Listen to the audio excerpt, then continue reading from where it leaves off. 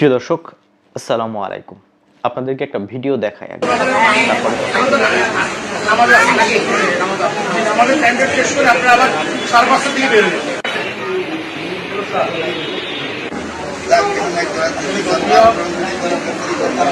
কোন একটা রাজনৈতিক দলের নেতারা মন্দিরে গিয়েছে, পূজা মণ্ডপে গিয়েছে। এই কারণে আমি বিভিন্ন সময় বলে থাকি যে রাজনৈতিক নেতাদের আসলে কোনো চরিত্র নাই। তারা প্রয়োজনে তাদের চরিত্র বলেন, সবকিছু বলেন, সেটা তারা বদল করে। তারা একটা মুখোশ ধারণ করে এবং সময়ের প্রেক্ষিতে প্রয়োজনে তারা সেগুলোকে পরিবর্তন করে। একজন লেবাসধারী, বুক সমান দাড়ি আছে, মুখ ভর্তি দাড়ি, সেই রকম একেবারে লেবাস টেবাস সবকিছু ঠিক আছে, দেখতে মনে হয় যে আল্লাহর ফেরেশতা আকাশ থেকে নেমে এসেছে, বসে আছে সেখানে।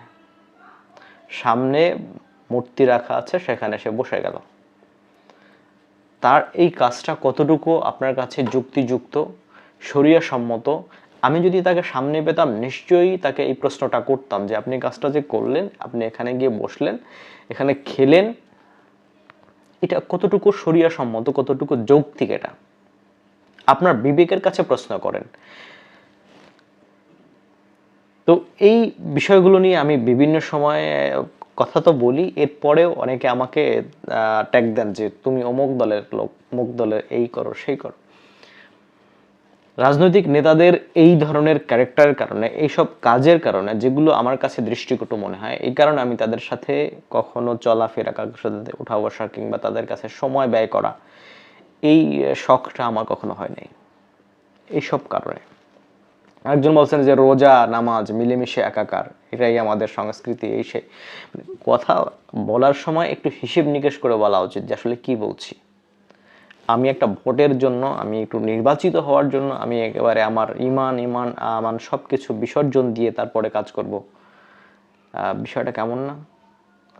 এরপরে আপনি বলবেন যে ভাই আপনার এই কথাগুলোর কারণে অনেক ক্ষতি হলো, ইসলামের ক্ষতি হবে। যে এই কাজটা করেছে তার ক্ষতি হয় না, তাতে ক্ষতি হয় না। আমার কথাটা বলায়, আমি সমালোচনা করায় তা খুব ক্ষতি হলো।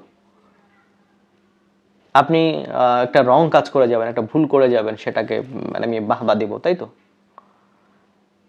আপনি যখন এই কাজগুলো করেন তখন আপনার হিসেব করা উচিত যে আমার এই কাজটাতে আল্লাহ নারাজ হতে পারে। আপনার ক্ষমতা দেয়ার মালিক আল্লাহ, নেয়ার মালিক আল্লাহ। এই কথা আপনিও জানেন, আমিও জানি, সবাই জানে যে আপনি যতই চেষ্টা করেন, আল্লাহ যদি আপনাকে কবুল না করে, আপনি ক্ষমতায় বসতে পারবেন না। আপনার ক্ষমতায় যাওয়ার কোনো সাধ্য নাই। সুতরাং আপনাকে ওই দিকে রাখতে হবে যে আমি যেটা করব সেটা আল্লাহ রাজি খুশির জন্য, তাতে আমি ক্ষমতায় যাই কিংবা না যাই। এখন যদি আপনার এটাই উদ্দেশ্য হয়, সেটা যে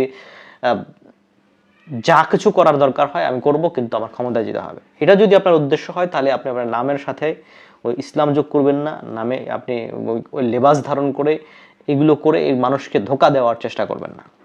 এটা হচ্ছে বিষয়।